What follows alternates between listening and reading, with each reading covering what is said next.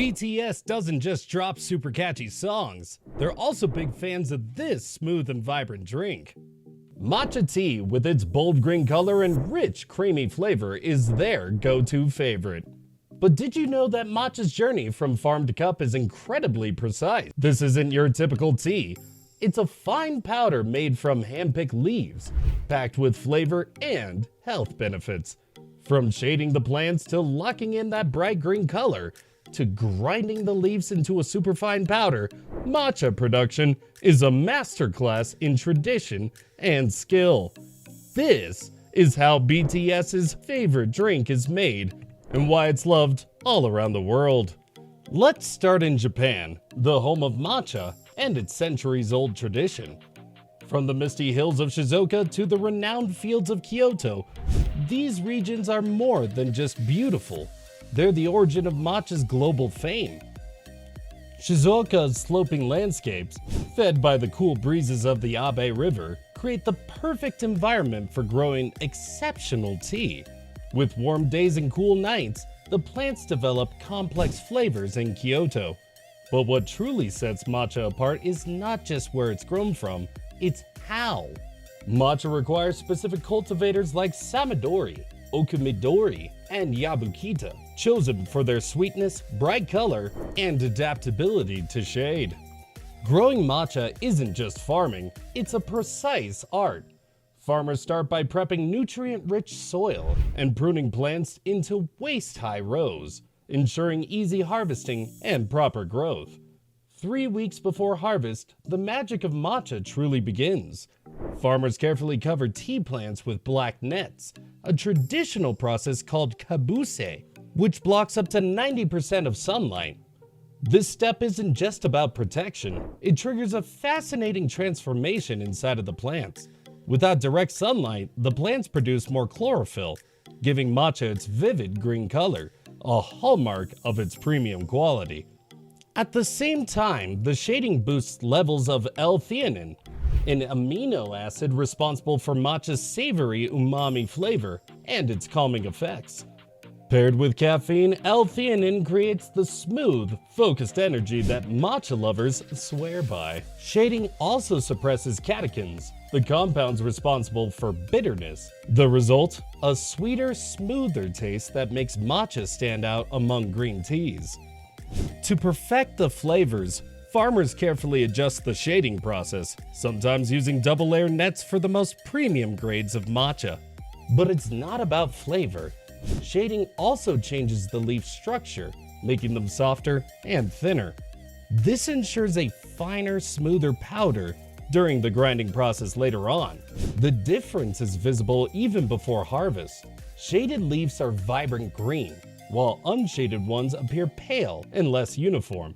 This vivid color is a testament to the care and tradition behind every batch of matcha. The shading process is the first major step in matcha's journey from field to cup. It sets the stage for the rich flavors, bright colors, and smooth textures that make matcha so unique.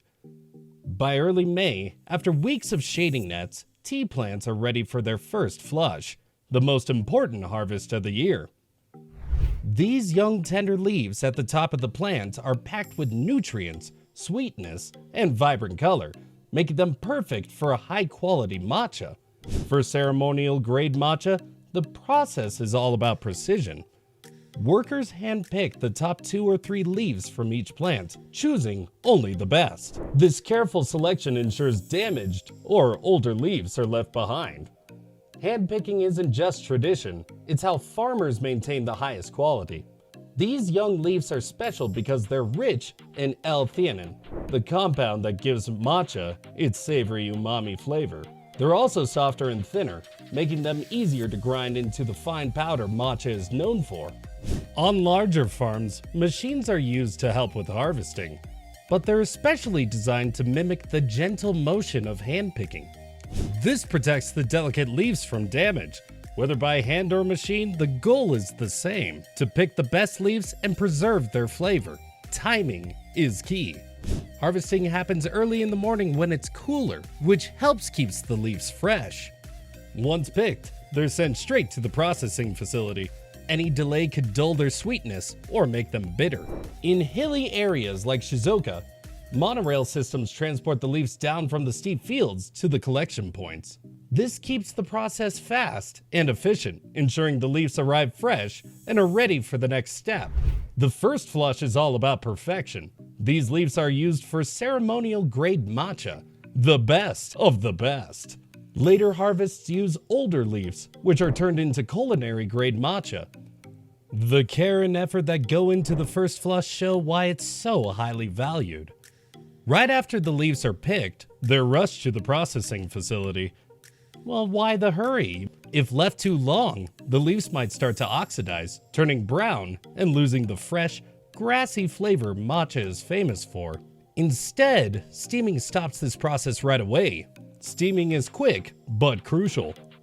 It lasts just 10 to 45 seconds, depending on the desired flavor. This process locks in the bright green color, fresh aroma, and delicate balance of the sweetness and umami that makes matcha unique. It's a simple but precise technique that sets Japanese green tea apart from the others, like Chinese teas, which are pan-fired. As the leaves pass through the steam tunnel, they soften and brighten, taking on a vibrant green hue. Steaming also boosts L-theanine, an amino acid that gives matcha its smooth umami flavor and calming effects. At the same time, it preserves antioxidants like catechins, which are great for health. Once steamed, the leaves are quickly cooled using strong air blowers. This stops any leftover heat from affecting their flavor or structure. Next, the leaves are spread out onto conveyor belts and air-dried. This step removes most of their moisture while keeping them soft and delicate. By the end of this stage, the leaves have transformed into what's called aracha, or crude tea. They're not yet matcha, but they're ready for the next steps, sorting and grinding. Steaming does more than just preserve the leaves. It shapes the matcha's signature flavor. It locks in the natural sweetness and umami while keeping the bitterness low. It also gives matcha its bright, vivid green color. A dull or yellowish tint is a clear sign of poor processing. This step is where freshly picked tea leaves become stable and ready for refinement. It's a simple but vital process that sets the foundation for the smooth, vibrant green powder we know as matcha. After steaming and drying, the tea leaves go through an important step: sorting and destemming. This process removes the tough stems and veins, leaving only the soft, flavorful parts of the leaves. But why is this necessary? Well, to put simply, it's because stems and veins are bitter and create a rough texture, which would ruin the smoothness matcha is famous for. The process begins with mechanical sifters. These machines shake and separate the larger, unwanted pieces, like stems, from the smaller, tender leaf fragments. Next, air currents are used. Strong blowers lift the lighter leaf particles while the heavier stems fall to the side. This step is gentle but effective, keeping the soft leaves intact. For precision, this process is often repeated several times. In some factories, advanced machines add another layer of quality control. Static electricity is used to pull out even the smallest unwanted bits, like straw or old leaf fragments. What's left? Tender leaf matter. By the end of sorting, the leaves become tencha, flat and stem-free, with a vibrant green color. Tencha is the base for matcha, and its quality decides how smooth, flavorful, and vibrant the final product will be. This step is simple but crucial. Without it, matcha wouldn't have its creamy texture or rich flavor. With tencha prepared, it's time for the crucial step: grinding it into a fine powder we know as matcha. This process isn't just about breaking down leaves. Traditionally, matcha is ground using granite stone mills, a practice perfected over centuries. These mills feature carefully carved grooves that grind the leaves into an ultra-fine powder.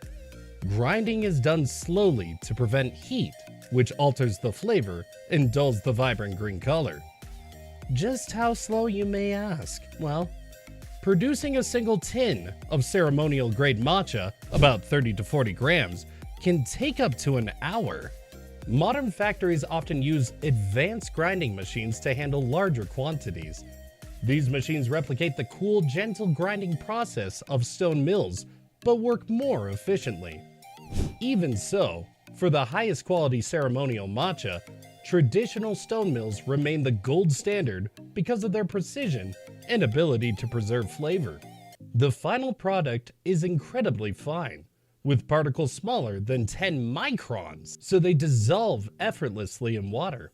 This silky texture is what gives matcha its smooth mouthfeel and ability to whisk into that iconic frothy layer. To ensure consistency, master blenders often mix tencha leaves from various cultivars or regions before grinding. This step creates a balanced flavor profile and guarantees that every batch meets strict standards for taste, aroma, and appearance. Now that tencha has been transformed into matcha powder, it's time for rigorous quality control. This phase is essential to ensure that every batch meets the high standards expected of premium matcha. The first and most obvious test is color. High-quality matcha should be bright, vivid jade green, a sign of abundant chlorophyll and proper shading during cultivation. A dull or yellowish hue suggests that the leaves were of lower quality or improperly processed. Texture is another critical factor. Matcha should feel silky and ultra-fine to the touch, almost like baby powder.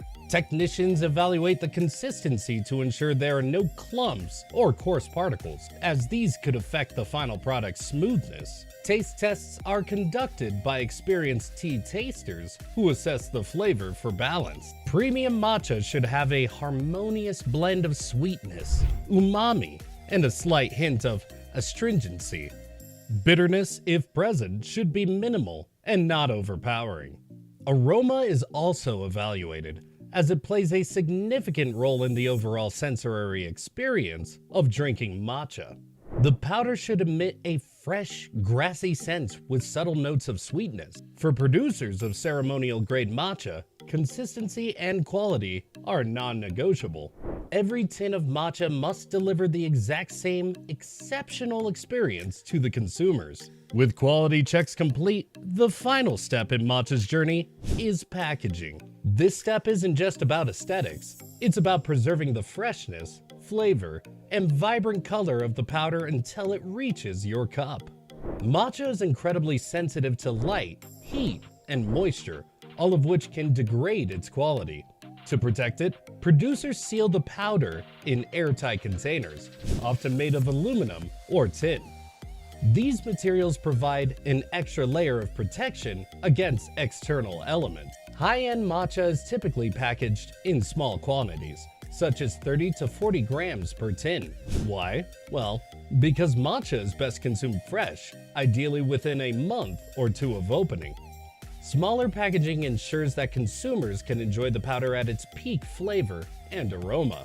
For long-distance shipping, especially to international markets, additional precautions are taken. Some producers use vacuum-sealed pouches or nitrogen flushing to remove oxygen from the packaging, further extending the product's shelf life. Labels are carefully designed to provide essential information, including the matcha's grade, harvest date, and origin. For premium brands, this transparency adds to the product's appeal, allowing consumers to trace their matcha back to its source. Once packaged, the matcha is stored in climate-controlled facilities until it's ready to be shipped. These warehouses maintain cool temperatures and low humidity levels to prevent degradation. From there, the tins and pouches are distributed to tea shops, cafes, and homes worldwide, bringing a piece of Japan's rich tea culture to global audiences. When you open a tin of premium matcha, you are experiencing the culmination of centuries of tradition, innovation, and skill. And there you have it, the incredible journey of matcha from the shaded tea fields of Japan right to your cup. Now that you know the care and craftsmanship behind every single serving, what do you think? Is matcha worth the hype? Well, let us know in the comments below. And if you enjoyed this video, hit the like button and subscribe to Simply Processed for more fascinating stories about how your favorite products are made.